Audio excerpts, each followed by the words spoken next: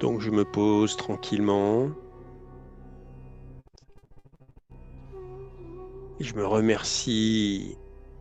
J'ai de la gratitude pour moi-même pour m'accorder ce temps-là, qui est un temps précieux,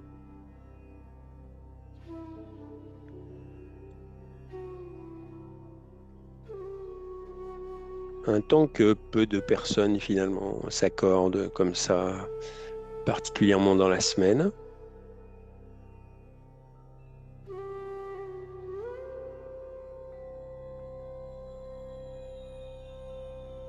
Un temps de retour vers soi, un temps de retour vers ce qui est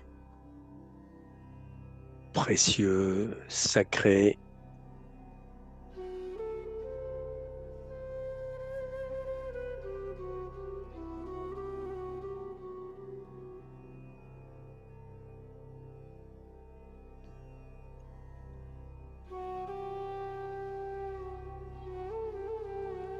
Je suis à l'écoute de moi-même, en quelque sorte,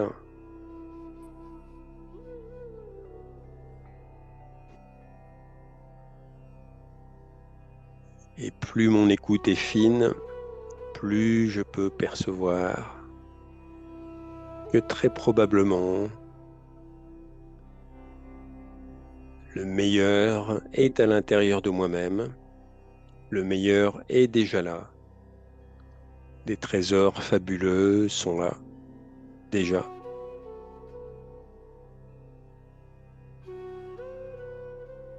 notamment le trésor de la paix, le trésor de la quiétude absolue. Et si d'autres pensées viennent, qui ne concernent pas l'instant présent, je les laisse passer comme on laisse passer des oiseaux dans le ciel, tranquillement. Si cela m'aide, je regarde le point de lumière au centre de l'écran, sinon j'imagine un point de lumière sur l'écran de mon esprit. Ce point de lumière est comme une étoile qui rayonne et ce rayonnement est uniquement positif.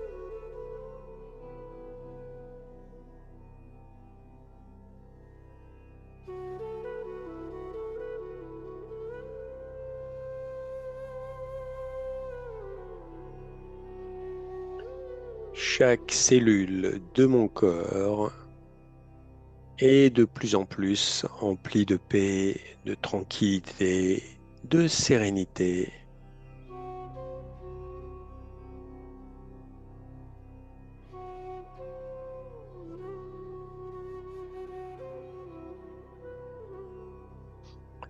Chaque recoin de mon esprit également.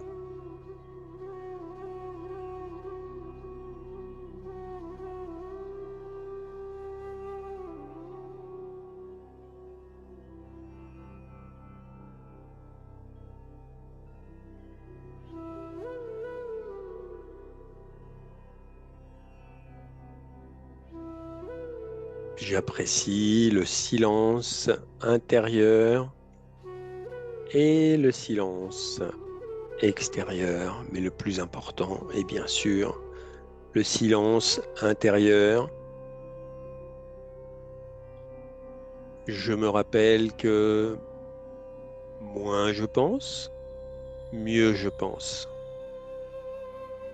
Moins je pense, mieux je pense.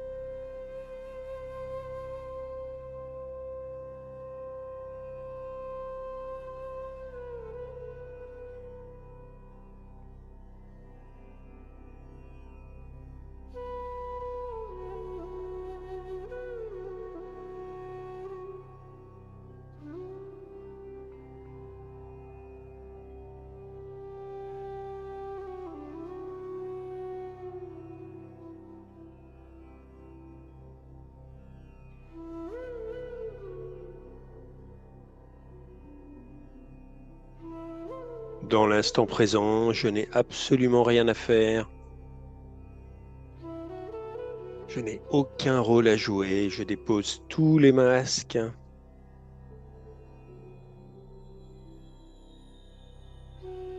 Je suis tout simplement.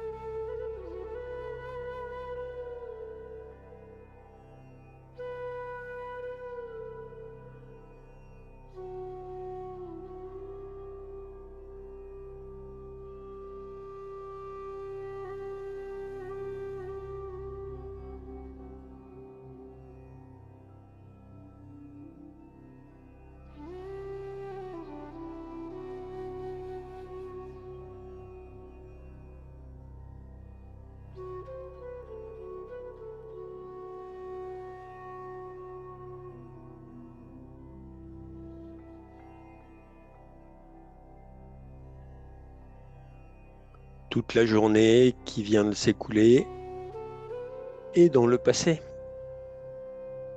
Moi, je suis dans l'instant présent.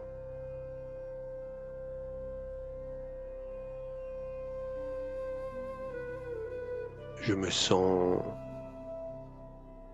léger, légère en tant que conscience. Je me sens lumineuse et rayonnante, rayonnant le meilleur.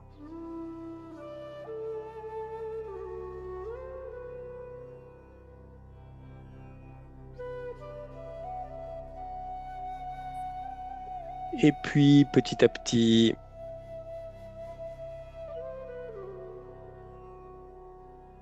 je redéploie ma conscience vers le monde extérieur, mais je reste connecté avec ce que j'ai pu connecter.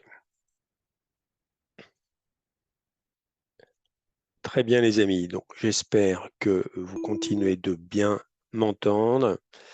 Et il me semble que le titre de l'atelier de ce soir, donc, est prendre soin de soi, et notamment prendre soin de soi par la méditation, et notamment, bien sûr, prendre soin de soi par la méditation du Raja Yoga. Donc, ce qui m'a semblé intéressant, si vous voulez, c'est de prendre du recul, d'essayer de redonner de la perspective à cette belle activité, justement, qui est la méditation, et notamment la méditation du Raja Yoga, qui, comme son nom l'indique, eh bien, vise finalement à cultiver ou à redévelopper notre souveraineté intérieure. Et donc, merci. OK, le son est bon. Très bien.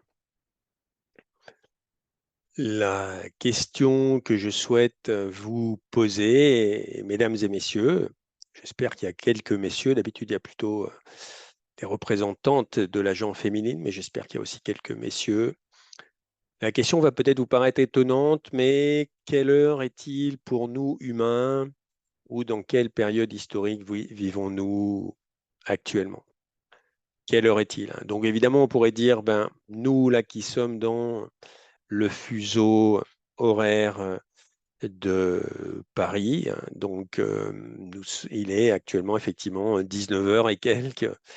Donc on pourrait donner cette heure-là, mais même si vous allez probablement me trouver audacieux, mesdames et messieurs, ce que je souhaite vous proposer, c'est une autre vision du temps. Une vision du temps, justement, qui nous vient de l'Inde millénaire, une vision du temps qui nous vient de la sagesse des Védas, des Upanishads, une vision du temps qui est reprise non seulement dans l'hindouisme, mais aussi dans le bouddhisme, le jaïnisme, bref, de, les grandes traditions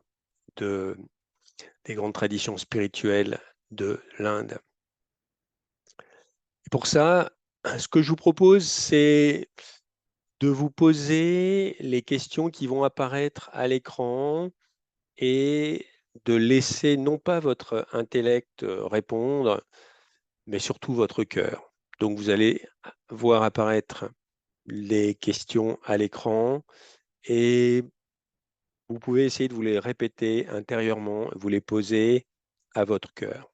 D'accord? Et puis après, on pourra peut-être discuter un petit peu. Et toute l'idée, en fait, pourquoi je vous fais faire cet exercice, c'est de se dire, tiens, bah, si finalement on est à une telle ou telle heure, eh bien, il faut probablement agir de telle ou telle façon. Si vous voulez, c'est pas pareil de se dire, tiens, je suis en début de journée, et donc du coup, je vais déployer telle ou telle action dans la journée, peut-être même parler de telle ou telle façon, et puis en milieu de journée, en fin de journée, ou alors si on prend le cas des saisons, si je suis par exemple un fermier, un cultivateur, je ne vais pas faire la même chose si je suis à l'automne, au printemps, en été, en hiver. Alors, première question, le dharma, c'est-à-dire la droiture, la justice, le fait que les êtres humains, globalement, observent justement une certaine éthique dans leurs relations entre eux, que ce soit entre communautés, entre individus. Donc, est-il en train d'augmenter ou de diminuer fortement? Je me pose la question à moi-même, comme ça je laisse la réponse venir. Les comportements contraires à l'éthique, tromperie, malhonnêteté, sont-ils de plus en plus répandus? Oui ou non? Y a-t-il un déclin brutal de la compréhension et de la pratique spirituelle? Alors, encore une fois, avec bien sûr une perspective globale hein, sur cette terre. Il peut y avoir certains endroits où ça progresse, mais avec une perspective globale. Et il s'agit bien de la pratique spirituelle et pas de la pratique religieuse. Le lien avec le divin s'affaiblit-il et le matérialisme prend-il le pas? Le respect des parents, des aînés et des enseignants diminue-t-il ou augmente-t-il considérablement? La structure familiale traditionnelle s'affaiblit-elle, conduisant à plus de conflits et de désunions, au minimum à plus d'interrogations? Les relations deviennent-elles plus égocentriques, motivées par le gain personnel plutôt que par le respect mutuel et l'amour? Les actes de violence, les crimes et les conflits sont-ils de plus en plus fréquents? Les sociétés connaissent-elles plus de troubles et d'instabilité dans le monde? Y a-t-il des dégradations environnementales aiguës et une exploitation inébranlable? Je pense que c'est plutôt une exploitation accrue de la nature. Je pense que là, il y a une erreur. Et les gens éprouvent-ils plus d'insatisfaction et d'agitation, recherchant constamment des sources externes de bonheur? Voilà, les amis. Alors, je serais curieux de savoir si vous répondez plutôt non ou plutôt oui à ces questions. Encore une fois, vous n'êtes pas, enfin, de toute façon, il n'y a pas de bonne ou de mauvaise réponse, hein. C'est votre cœur qui doit répondre. Mais si vous avez répondu plutôt oui, effectivement, selon la conception hindoue du temps et aussi selon la conception de ce chemin du Raja Yoga, qui, je vous rappelle, vient d'Inde, mais n'est pas incluse hein, dans l'hindouisme. Mais bien sûr, il y a quelques points communs.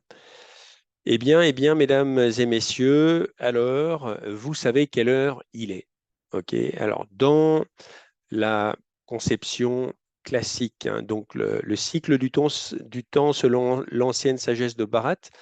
Alors, ce que je trouve intéressant aussi peut-être de rappeler, mesdames et messieurs, c'est que Bharat, c'est un très très beau nom, hein. Donc, c'est le nom ancien de l'Inde, que d'ailleurs le gouvernement actuel de l'Inde essaye de remettre au goût du jour.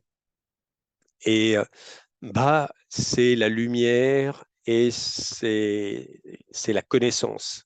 Rat, c'est ce qui est dévoué, c'est ce qui est voué à. Donc, Bharat, c'est la terre qui est vouée à la lumière et à la connaissance. Donc, évidemment, moi, je trouve ça très, très, très, très parlant. Mais même pour une Terre qui est vouée à la lumière et à la connaissance, eh bien, on va passer, cette Terre aussi, comme le reste du monde, va passer par au minimum 4 saisons, hein. C'était ce que les anciens sages de Bharat, qui ont aussi, je dirais, mis au point, ben, je dirais, les mathématiques, et notamment le zéro a été découvert à Bharat, hein. Faut bien s'en rendre compte.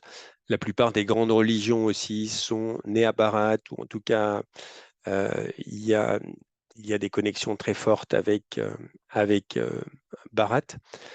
Et donc, dans cette terre, il y a eu aussi cette perception très forte que le temps n'était pas linéaire. Donc, on peut ou pas être d'accord avec ça, mais ce qui est sûr, c'est que même si on croit à un temps linéaire, il semble quand même qu'on soit très optimiste en considérant que plus le temps passe, plus les choses progressent. Et ça, l'idée de progrès est vraiment très, très reliée à la pensée occidentale, et notamment depuis les Lumières. Et elle va un petit peu quand même à l'encontre de tout ce que l'on peut voir dans la nature, autour de nous et en nous. A priori, dans la nature, plus le temps passe, plus les choses vieillissent. Vous construisez une maison maintenant, vous revenez dans 100 ans, vous verrez qu'elle a sacrément vieilli. Dans 200 ans, peut-être qu'elle est tombée en ruine. Malheureusement, si on regarde notre corps, heureusement, nous ne sommes pas le corps, donc ça c'est super. Mais si on regarde notre corps, on va bien voir, moi malheureusement je le vois aussi dans la glace, que il a vieilli par rapport à il y a un an, et par rapport à 5 ans encore plus, par rapport à il y a 10 ans, et encore plus par rapport à il y a 50 ans. Et plus il vieillit, bien plus quand même il y a justement, il faut en prendre soin, ce qui est le sujet de ce soir. Il faut que je me donne davantage de sommeil, il faut que je fasse plus attention encore à l'alimentation, etc., etc.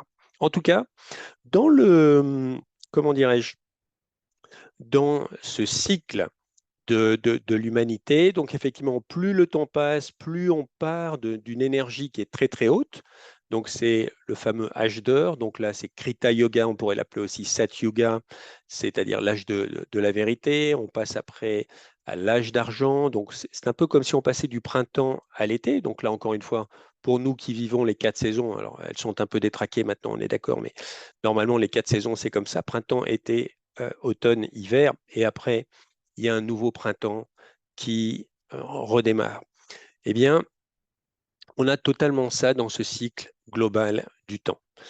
Il y a une nuance pour celles et ceux qui un jour prendront les cours de Raja Yoga, pour celles et ceux qui les ont pris, mais peut-être qui ont besoin d'un petit rafraîchissement.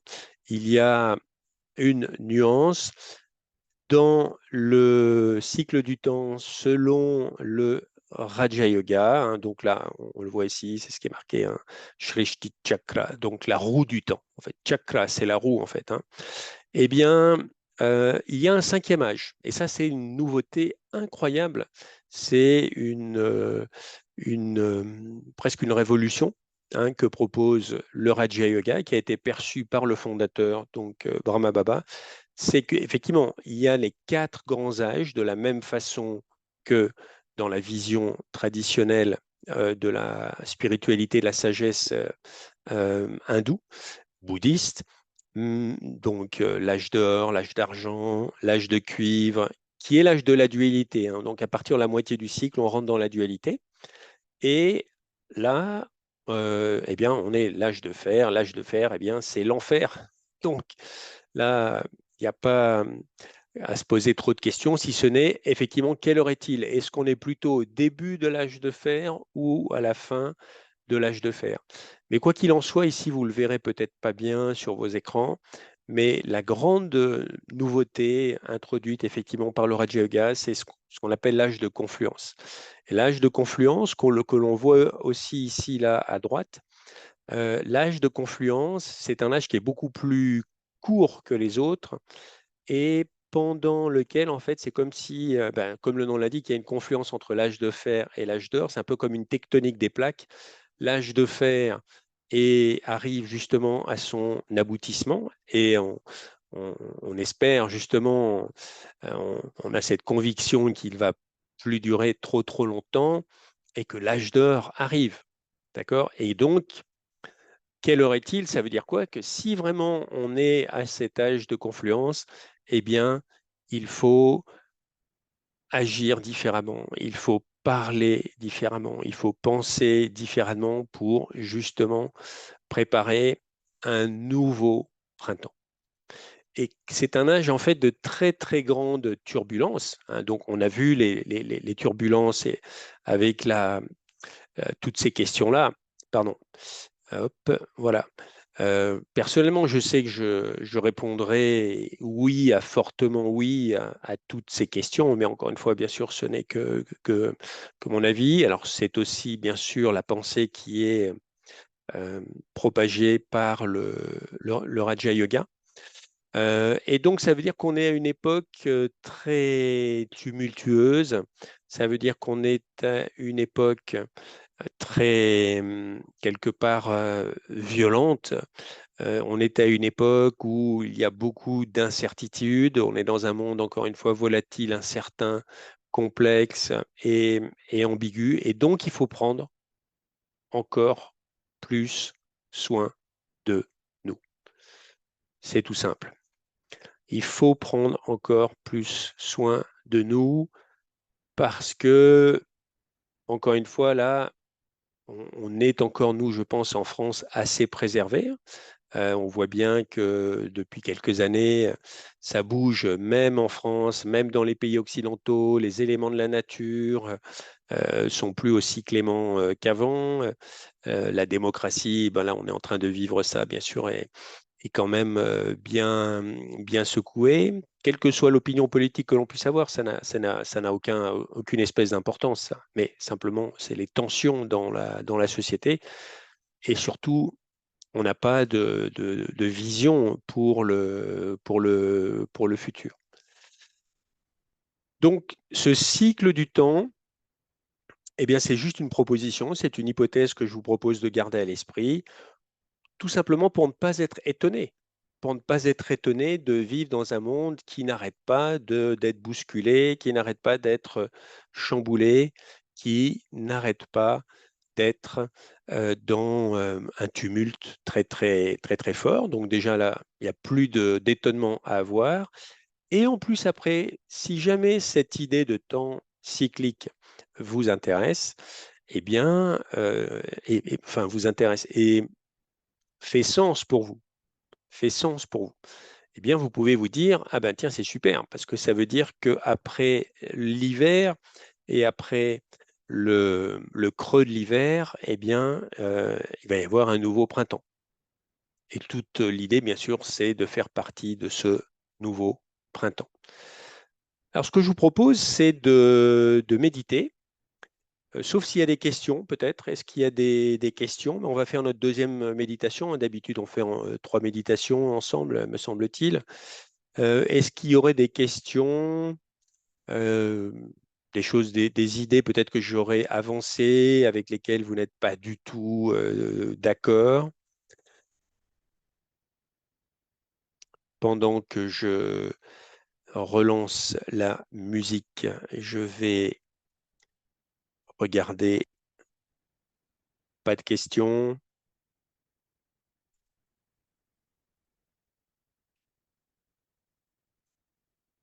C'est rare qu'il n'y ait pas de questions par rapport au temps cyclique parce que c'est quand même pas du tout ce qu'on a appris à l'école. Ce n'est pas du tout non plus ce que nous disent les scientifiques. Alors, l'image à droite, OK. Je vais la remettre. Juste une autre façon de regarder. OK. C'est juste une autre façon de regarder le cycle un peu plus épuré. on voit que dans l'image de gauche, effectivement, ben, il y a des images, mais qui sont des images peut-être plus typiquement indiennes, hein. Donc, effectivement, là, c'est un empereur et une impératrice qui sont ensemble dans l'harmonie, dans la joie, dans la félicité. Et parce que c'est le printemps, donc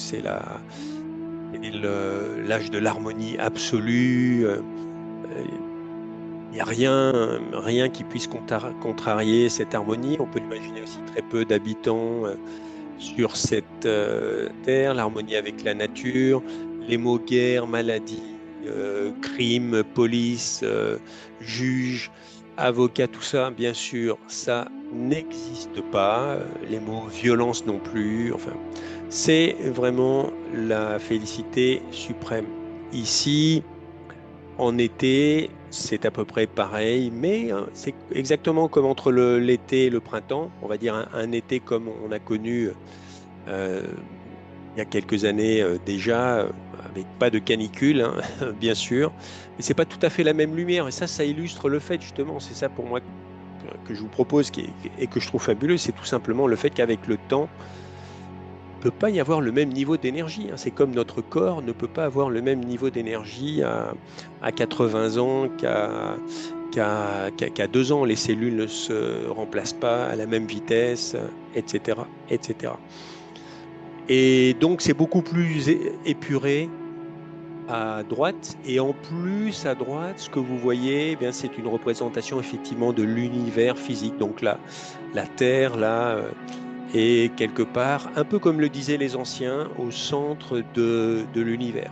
En tout cas, après tout, tant que nous n'avons pas la preuve, hein, de vie extraterrestre, eh bien, nous sommes au centre de notre propre univers et focalisons-nous d'abord sur nos affaires et essayons de trier nos propres affaires, d'abord à l'intérieur de nous-mêmes, après sur la Terre, avant de penser à aller sur Mars ou ailleurs. Voilà, j'espère que j'ai répondu à la question. Et donc, ce que je vous propose justement, on va faire un petit, comment dirais-je, ben, un petit pas de recul. OK? Alors, je ne sais pas si vous entendez la musique, ouais. OK. Alors, peut-être que je vais à nouveau essayer de baisser la musique. OK. Good.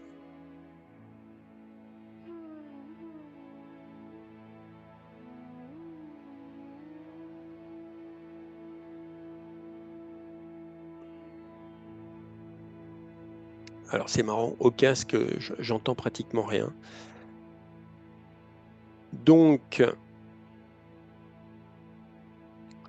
ce que je vous propose, il y a eu des pensées, il y a eu des paroles, il y a eu des concepts. Et ce que je fais maintenant, eh bien, ce que seul l'être humain peut faire, seul l'être humain peut agir et s'observer agir. Seul l'être humain peut sentir ou ressentir et s'observer ressentir.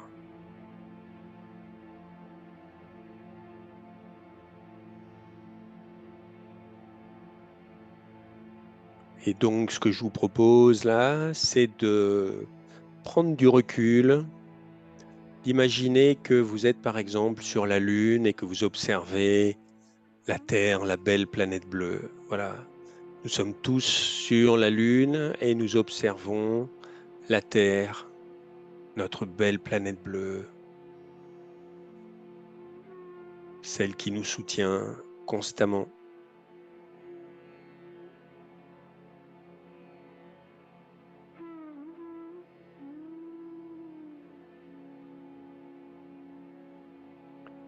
Maintenant, ce que je vous propose aussi, c'est d'amener à votre esprit toute l'histoire de votre vie. Chacun de nous amène à l'esprit toute l'histoire de sa vie, mais justement, regarde l'histoire de toute sa vie de façon détachée. Nous sommes sur la Lune et nous regardons l'histoire de notre vie se dérouler sur la planète bleue de 0 à tel âge. En ce qui me concerne, c'est 58.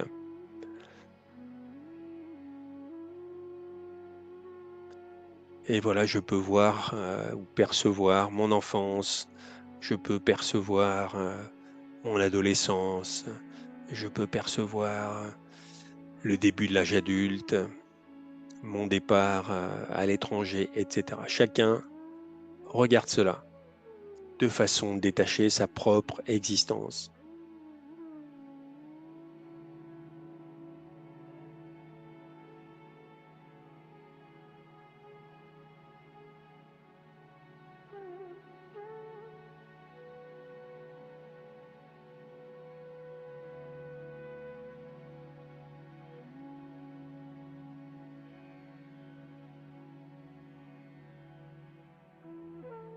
Et je regarde l'histoire de ma vie avec sérénité, je regarde l'histoire de ma vie avec compassion, je regarde l'histoire de ma vie, pourquoi pas aussi avec bonheur.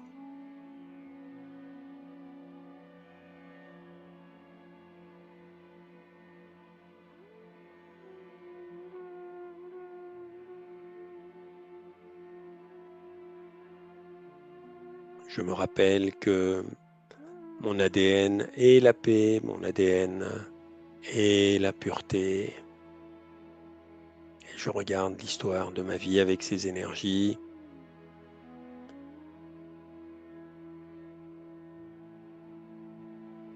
Et puis je prends maintenant du recul. Je connais, hein, j'ai quelques rudiments d'histoire et je regarde la planète bleue aussi dans une perspective temporelle et je sais que sur la Terre, il y a eu de grandes civilisations. Des grandes civilisations sont nées, des grandes civilisations ont connu leur âge d'or. De grandes civilisations ont connu petit à petit le déclin et parfois une disparition brutale. Mais en tout cas, pour beaucoup, elles sont passées par ces 4 saisons de printemps, été, automne, hiver. Puis parfois, il y a eu des redémarrages et puis d'autres civilisations démarrées à partir d'anciennes civilisations plus vieilles. En fait, ce que nous sommes en train de regarder, mesdames et messieurs, c'est le jeu de la vie, tout simplement. Le jeu de l'existence avec ses naissances, ses expansions, puis ses déclins, puis ses retours à, à la matrice quelque part, à la Terre, et puis après le redémarrage.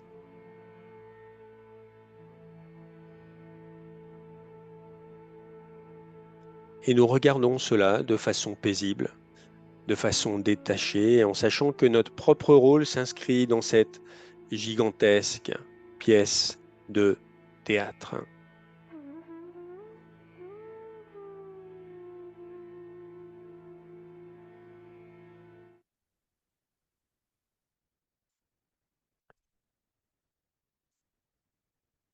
Je vous propose maintenant de reprendre un niveau de conscience un peu plus ordinaire.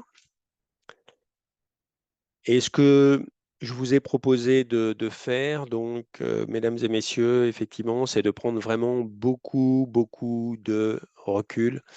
Et c'est ce que peut faire la conscience humaine. Et quand je prends ce recul, déjà, je suis en train de prendre soin de moi.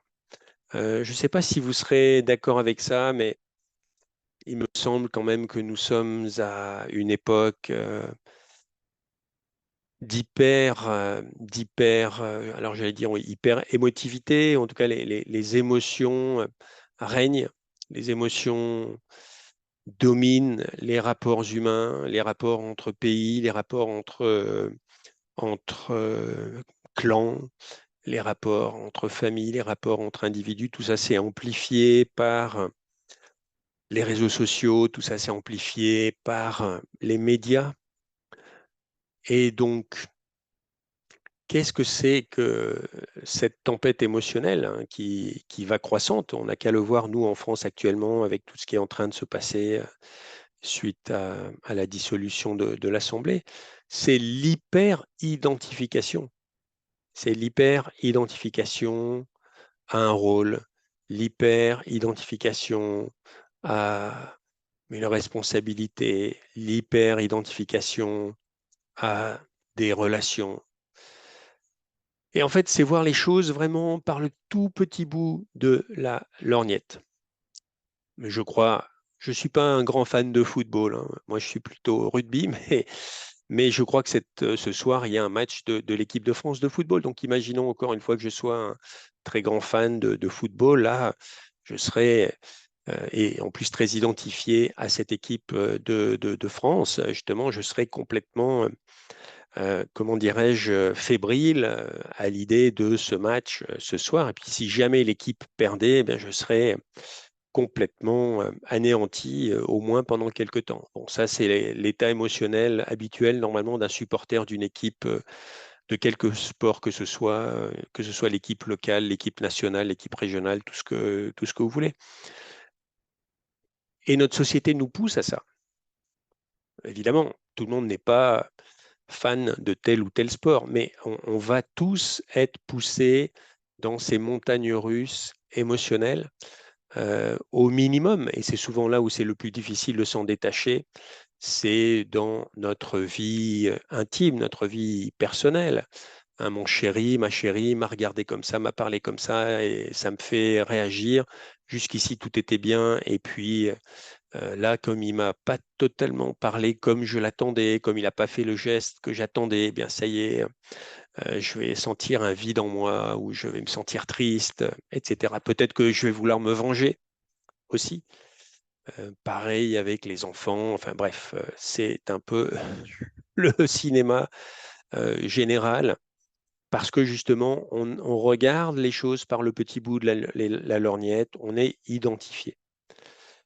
Et donc, prendre soin de soi, mesdames et messieurs, il y a beaucoup de dimensions pour cela. On peut prendre soin de soi physiologiquement, émotionnellement, mentalement. Là, on est en train de prendre soin de soi spirituellement, parce qu'après tout, on est dans un atelier de méditation du Raja Yoga. Ben, dans ce contexte-là, prendre soin de soi, justement, c'est prendre du recul, s'entraîner à prendre du recul. Hein. Il y a, je pense, quelques semaines, hein, j'avais parlé justement du fait d'aller dans l'illimité. Ben, c'est ça, prendre soin de soi, justement, c'est d'aller dans l'illimité. Mais là, bon, je vous propose une autre façon d'aller dans l'illimité, c'est en prenant en compte la dimension du temps. Et après tout, nous sommes des êtres qui nous inscrivons dans l'espace et dans le temps. Mais ça, c'est notre défi, parce qu'à la base, sinon, nous sommes des êtres éternels. Hein, enfin, ce que j'espère, c'est que vous avez ressenti en méditation que vous êtes des êtres éternels, que le temps n'a pas de prise sur vous, que la mort n'existe pas. Oui, la mort existe pour le corps, mais elle n'existe pas pour l'âme. Et notre dilemme, mesdames et messieurs, c'est que justement, nous sommes tellement identifiés à ce corps et à tout ce qui va avec que, bien sûr, on perd cette dimension de l'éternité, on perd cette dimension de l'immortalité. Et on souffre. Et en souffrant, on va faire souffrir les autres. C'est terrible, c'est terrible. Mais heureusement, la spiritualité est là pour nous donner des clés, pour retourner à notre immortalité, à notre éternité. Et il me semble que c'est une clé essentielle que cette hypothèse que je vous ai proposée ce soir, si c'était que moi qui la proposée, bon, ce ne serait pas intéressant, mais c'est le Raja Yoga qui la propose. La sagesse de l'Inde nous propose donc un temps qui, d'une part, n'est pas linéaire, mais surtout qui tient compte de cette fameuse loi de l'entropie, c'est-à-dire que plus le temps passe, plus globalement le système considéré qui est soumis au temps ben, se dégrade, et il y a de plus en plus de chaos. Et donc, eh bien, ce serait quelque part l'histoire de l'humanité. Et il n'y a pas à pleurer cela. C'est fantastique. Il y a eu quand même un printemps, un été, un automne qui était toujours déjà quand même très très beau. On peut imaginer les couleurs de l'automne. Et là, on est en hiver. Eh bien, comme on le sait, on n'est pas surpris et on peut prendre du recul et on peut préparer le prochain printemps. Et pour particulièrement prendre soin de soi, je terminerai là-dessus, mesdames et messieurs. Donc, ce que je proposerai, il faut que je retrouve, voilà, c'est le fameux outil de l'échelle des pensées. Donc, vous savez que dans le Raja Yoga, bien sûr, il s'agit de faire très attention à ses pensées. Et donc, on terminera par une méditation là-dessus. Peut-être qu'il faudrait que je mette un peu de lumière, parce qu'il commence à faire un petit peu sombre. Voilà, l'échelle des pensées.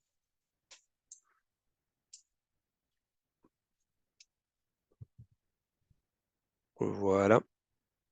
Donc ça, vous le connaissez bien, c'est la base de la base, sachant que notre esprit est comme un estomac et que cet estomac en permanence, justement, ingère nos pensées et nos ressentis. Et plus on affine notre observation de ce qui se passe à l'intérieur de nous, plus on va voir que ça peut prendre du temps pour, quelque part, faire glisser le curseur, c'est le curseur en quelque sorte de la conscience qui est là. Ok. Ça peut ça peut prendre du temps de faire glisser justement le curseur résolument vers le haut. Et quand je suis fatigué, mon curseur a tendance à repartir vers le bas. J'ai tendance à voir mes propres défauts, peut-être à avoir des regrets, à avoir des remords, à voir les défauts des autres aussi, à me plaindre de la vie, de l'existence, etc., etc. Ça, on le connaît.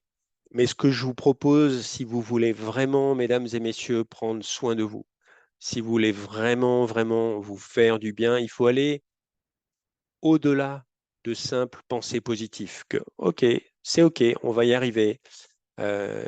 J'ai quelques défauts, mais sinon, je suis plutôt une personne sympathique. J'ai aussi des qualités. Je m'accepte moi-même.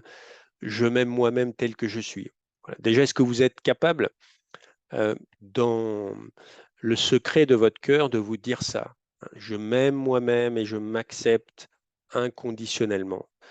Je m'aime moi-même sans aucune condition.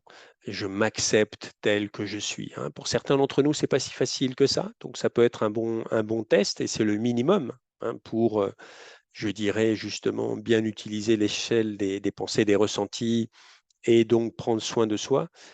Mais ce que je vous propose, c'est une catégorie. Je pense on en a déjà parlé, mais là, particulièrement maintenant, si nous sommes véritablement, mesdames et messieurs, à la confluence, si nous sommes vraiment dans cette fin d'âge de fer pour préparer un âge d'or, et heureusement que cet âge d'or peut-être n'est pas si loin, il s'agit de créer pas seulement des pensées positives, mais des pensées élevées. Alors, à quoi pourraient correspondre des pensées élevées? On va terminer là-dessus. Je ne sais pas s'il y en a qui auraient des réponses. N'hésitez pas à les mettre dans la boîte de dialogue, pour ne pas dire le chat en bon franglais. À quoi pourraient correspondre des pensées élevées dans le contexte du Raja Yoga, bien sûr? Y en a-t-il parmi vous? Ok, Magda, par exemple, je suis la paix, tout à fait. Ok, je suis dans le bonheur quoi qu'il se passe. Amour, respect, sérénité. Je vois que vous êtes sur la bonne route. Félicitations. Alors, les pensées élevées, effectivement, c'est tout ce qui a trait à ma vraie nature, à ma nature profonde. Donc, effectivement, vous comme moi, nous sommes des êtres de paix, effectivement, pureté aussi, félicité, c'est ça qui est incroyable, hein. La félicité, c'est bien plus fort que le bonheur. Le bonheur, quelque part, il a comme un contraire, hein, c'est la peine. Mais la félicité n'a aucun contraire. Vous avez le très beau mot en hindi, c'est peut-être même du sanskrit, hein, qui est ananda. Ananda. Voilà. Donc nous sommes des êtres de paix, de pureté, de félicité, de sagesse. Nous sommes des êtres d'amour. Nous sommes des êtres de pouvoir aussi. Nous sommes des êtres d'éternité. Donc voilà, les pensées élevées, c'est tout ce qui a trait à l'être véritable que je suis, c'est-à-dire moi, l'âme, la conscience vivante qui anime ce corps. Je suis un être de paix. Waouh! Je sens la paix qui est en moi et qui circule. Je suis un être de pureté. La pureté, c'est l'innocence. C'est la capacité à voir toujours le meilleur, à voir la nouveauté. Chaque jour devrait être nouveau. Chaque instant dans la journée devrait être nouveau. Ça, c'est la conscience du nouveau-né, quelque part. Hein, ça peut demander un petit peu de boulot. Je suis un être de félicité, je suis un être de sagesse. J'ai en moi les réponses aux questions que je me pose, les questions pour les décisions importantes de mon existence. Je suis un être d'amour. L'amour est partout dans l'univers. Ça, la plupart des grandes traditions le disent, et en particulier, c'est ce que je suis. C'est ce que chacun de nous est ici. Yes, non-dualité, effectivement, je ne suis pas dans la dualité, je suis un être, enfin, dès que je suis en conscience d'âme, comme on dit dans le Raja Yoga, eh bien, la dualité, le doute, etc., tout ça, ça disparaît. Je suis un être de pouvoir, donc j'ai la capacité de mettre en action ce qui est bon pour moi. Et un être d'éternité, bon, on a déjà bien parlé de ça. Alors ça peut être une catégorie. Après, alors bien sûr, ça, il faut s'entraîner à le ressentir, hein. Sinon, c'est la méthode Coué. Ok? Non, il faut s'entraîner à le ressentir. Et c'est pour ça qu'on s'entraîne à méditer. Et puis après, encore, alors pas plus élevé, mais du même niveau de vibration, même niveau d'énergie, mesdames et messieurs, c'est des pensées reliées à la source. Ok? Donc ça, peut-être que, bon, comme on est dans le contexte français, pour certains d'entre nous, c'est pas encore évident, mais je suis, par exemple, l'enfant chéri, pourquoi pas, de la source. Euh, la source est l'océan de paix, l'océan de paix et d'amour.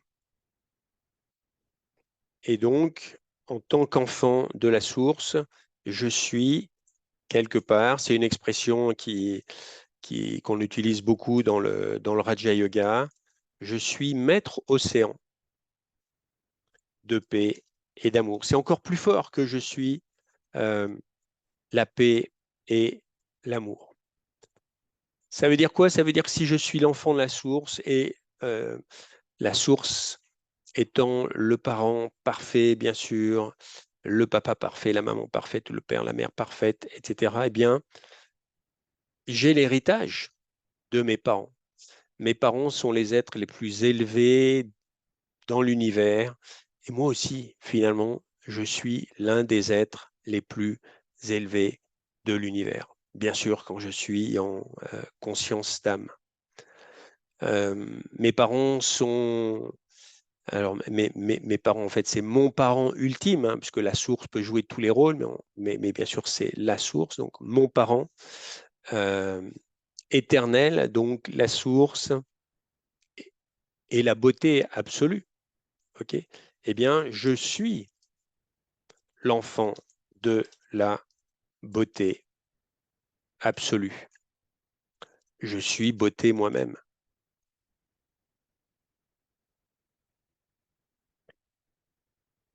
Donc, vous voyez, tout ça, c'est la nourriture ultime pour les âmes que nous sommes. Bien sûr, encore une fois, il ne s'agit pas que ce soit en méthode couée. Peut-être au début, c'est comme ça parce que je pars de loin. Peut-être j'ai une faible estime de moi, etc. Ça nous arrive hein, pour la plupart d'entre nous, du fait des blessures de l'existence, de tout ce qui a pu se passer, etc. Mais petit à petit, à force de prendre soin de nous, justement, en diminuant la proportion de pensées négatives, gaspillées, perdues, même les pensées ordinaires, ok, on ne peut pas s'empêcher de les avoir, faut faire ce qu'il faut dans la journée, faire les courses, etc. etc.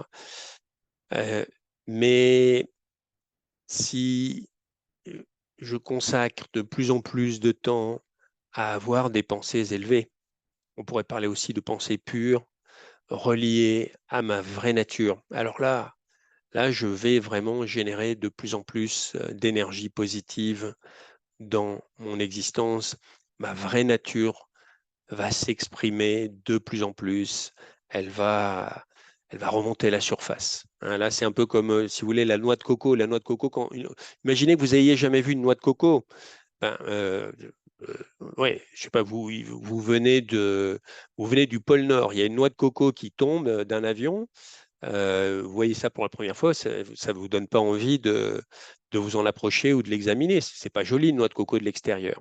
Mais évidemment, si jamais vous donnez un coup avec une lame, vous allez voir qu'il y a cette bonne chair, il y a ce liquide délicieux, etc. Bon, nous c'est pareil, on est devenu quelque part comme des noix de coco, on se, on se fait mal les uns les autres, on est devenu hideux, mais la chair et le, le jus de la noix de coco sont bien là. Eh bien, la méditation nous permet de faire réémerger ça. Et c'est le moment, je dirais, hein, pour revenir au cycle. Eh bien, si nous sommes vraiment à, à la fin de l'hiver et qu'il s'agit de préparer le printemps, eh bien, mesdames et messieurs, effectivement, c'est le moment ou jamais d'être un peu plus intense dans nos efforts spirituels. C'est le moment de se faire un grand cadeau, de cultiver le meilleur de nous-mêmes, de faire ressurgir cette partie divine de nous-mêmes. Et ça, il n'y a qu'avec des pensées élevées. Les pensées positives, c'est déjà super, mais il n'y a que les pensées élevées qui vont nous permettre véritablement de redévelopper notre divinité. Sur ce, mesdames et messieurs, je vous propose de terminer comme d'habitude par une méditation, sauf s'il y a des questions. Comme d'habitude, n'hésitez pas, ça peut être à l'oral, ça peut être... Donc, pas de questions a priori. Parfois, quand il n'y a pas de questions, c'est inquiétant, mais je choisis la positivité, je choisis de considérer que ce n'est pas inquiétant et que globalement, j'ai réussi à communiquer le message que je voulais faire passer. Et donc, on va terminer par un merveilleux moment ensemble, puisque on va faire ressurgir le meilleur de nous-mêmes. On va créer ensemble des pensées élevées. Et donc, cela va permettre non seulement au meilleur de nous-mêmes d'émerger, mais on sera en train de contribuer euh, quelque part aussi, pardon, on sera en train de contribuer quelque part aussi à, à l'émergence de ce printemps. C'est ça qui est fabuleux, hein, c'est que quand on fait quelque chose pour soi, on le fait pour le monde entier.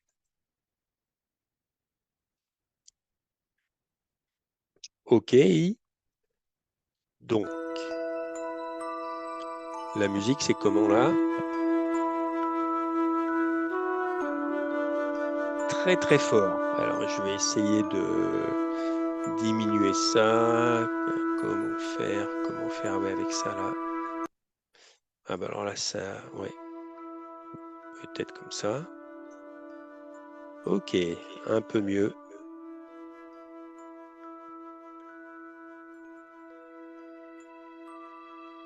Donc, Om Shanti. Il y a eu beaucoup de pensées, de paroles. C'est le moment de revenir à soi. C'est le moment d'être dans le cœur du soi. C'est le moment de se détacher de tout ce qui est immatériel, pardon, de tout ce qui est matériel, de tout ce qui est corporel.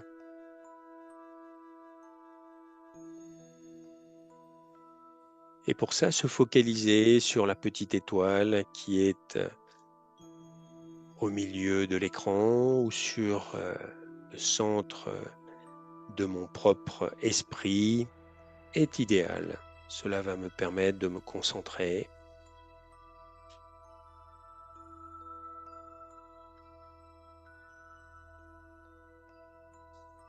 Qui suis-je?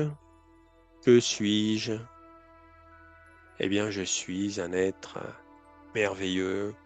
Je suis un être de beauté. Je suis un être de pureté.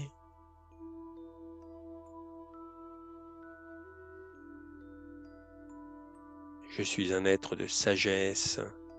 Je suis un être de compassion absolue, d'amour absolu.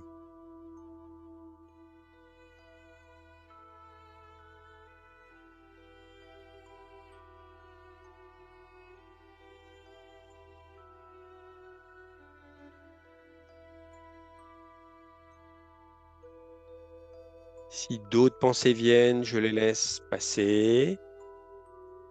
Ce sont comme des oiseaux qui passent dans le ciel ou des nuages.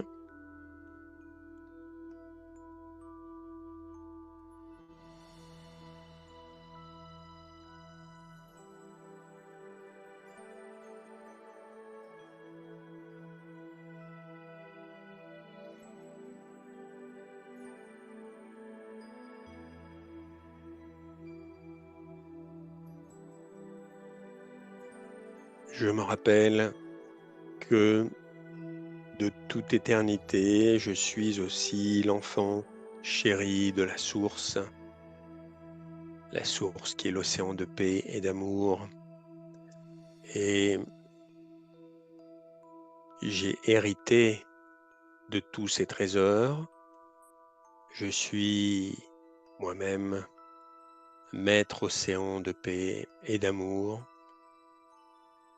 Ces énergies circulent en moi. Ces énergies rayonnent à l'intérieur de mon corps et rayonnent à l'extérieur de mon corps. Je suis comme l'étoile qui rayonne sur cette terre. Nous tous ensemble, dans cette méditation, nous sommes les étoiles de la terre. Nous sommes en train à la fois de prendre soin de nous et de prendre soin de nos frères humains, de prendre soin des éléments de la nature, parce que nous redevenons ce que nous sommes, des êtres de paix, de pureté, de félicité, de sagesse, d'amour, de pouvoir, d'éternité, de beauté. C'est tellement incroyable. Tous ces trésors étaient en moi depuis tellement longtemps et je ne le savais pas. Et là, je reprends conscience de ces trésors. Je reprends conscience de mon éternité. Je reprends conscience que nous sommes tous les membres d'une même famille. Je reprends conscience que je suis l'enfant de l'être le plus fabuleux de l'univers, la source. La source est toujours là pour moi, ne veut que le meilleur pour moi.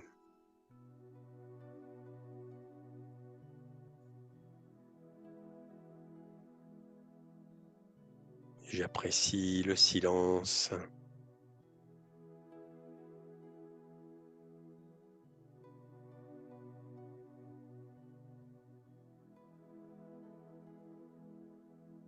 J'apprécie ces instants précieux, sacrés.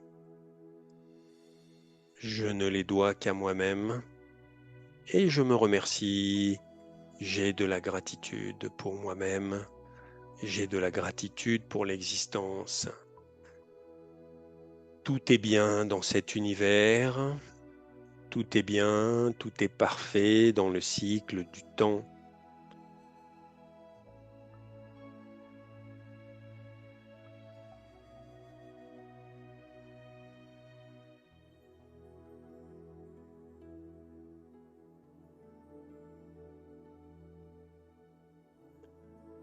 Et puis, petit à petit, je vous propose de redévelopper une conscience un peu plus classique, si ce n'est ordinaire, de sortir de votre état de méditation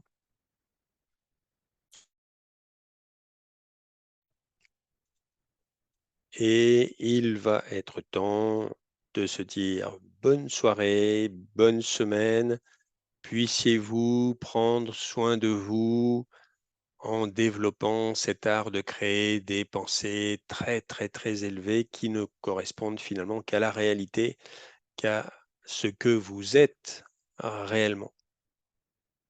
C'est ce que vous êtes, c'est ce que chacun de nous est, c'est comme ça qu'on va vraiment pouvoir s'aider soi-même, s'aider les uns les autres. Plus on le fera aussi, plus la source va être dans la boucle aussi, va nous aider.